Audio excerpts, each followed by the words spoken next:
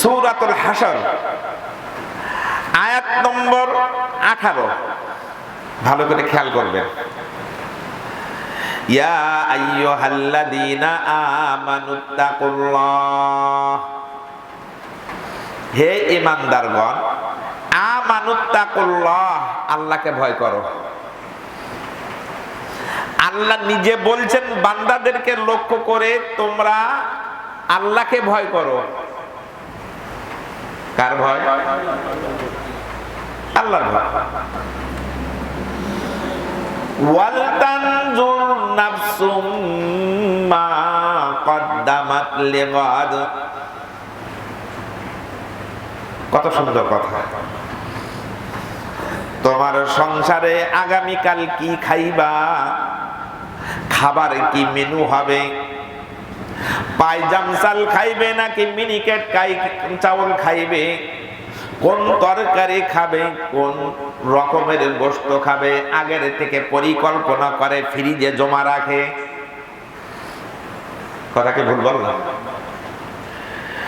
জামাই বাড়ি আসবে, মেয়ে আসবে, ভাই ঢাকায় চাকরি করে অনেকদিন পরে বাড়ি আসবে, কে কে খাওয়াবে ফ্যামিলির সাথে আগের থেকে পরিকল্পনা করে, সেই মাফিক বাজার ঘাট করে ফ্রিজের মধ্যে রেখে দেয়, ভাই বাড়ি আসবে।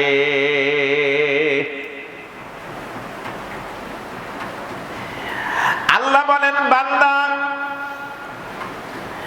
এটাই যদি হয় তোমার দুনিয়ার ভাই, দুনিয়ার জামাই, দুনিয়ার মেয়ে, তোমার বিদেশি ছেলে আগমনের উপলক্ষে যদি আগামী দিনের জন্য পরিকল্পনা করতে পারে, করতে তুমি পারো, তবে শুনে রাখো, ওয়াল তানজুর নাফসুম মা কদ্দামাত লিগাদ, সামনে যে তোমার ভয়াবহ সময় আসছে, কবরের জগৎ আসছে, হাসরের মাঠ হবে, এরপরে জান্নাত হবে না জাহান্নাম হবে, কবরটা জাহান্নামের গর্ত হবে নাকি জান্নাতের টুকরা হবে, তুমি পরিকল্পনা করো না কেন?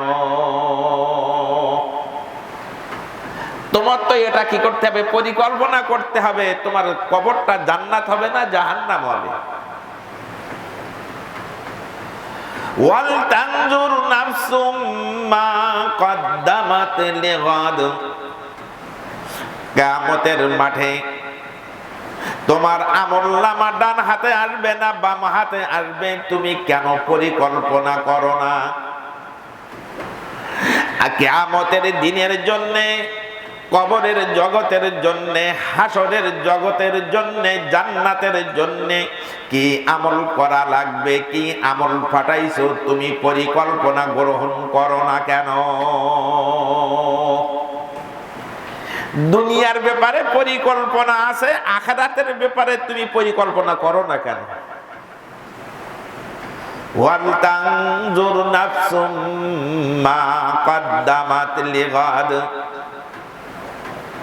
তুমি জান্নাতের বাসিন্দা হবা নাকি জাহান্নামের বাসিন্দা হবা, এই পরিকল্পনা তুমি আগের থেকে করো না কেন? কথাকে বুঝাইতে পারলাম? ওয়াল তানজুর নাফসুম মা কদ্দামাত লিগাদ, দুনিয়ার সব ব্যাপারে পরিকল্পনা আছে, আগামী দিনে তুমি কি খাইবে, এক বছর তোমার সংসার কিভাবে চলবে, কিন্তু সামনে যে অসীম সময় তোমার রয়ে গেছে, এই অসীম সময়ের জন্য তুমি কি পরিকল্পনা করেছো, কি জমা রেখেছো? আল্লাহ পাক এই কথা বলার পরে আবার বলেন ওয়াত্তাকুল্লাহ, বান্দা তুমি আমার ভয় করবা, মনের মধ্যে তাকওয়া আনবা, মনের মধ্যে আমার ভয় তুমি বসায়া দিবা। ইন্নাল্লাহা খাবীরুম বিমা তা'মালুন,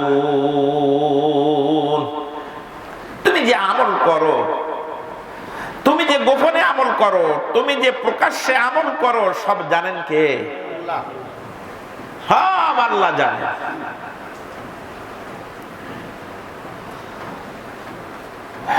দুঃখ লাগলেও কথাগুলো বলতে হয় আপনাদের সামনে, অনেকের হয়তো খারাপ লাগতে পারে। 5ই আগস্ট গেল 3 দিন আগে। যাদের ওসিলায় মানুষ জুলুম অত্যাচার থেকে মুক্তি পেয়েছে, তাদের জন্য দোয়ার কোনো অনুষ্ঠান নাই,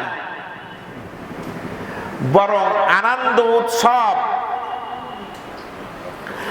আনন্দ, রং মারামারি, গান গাওয়া গাবি,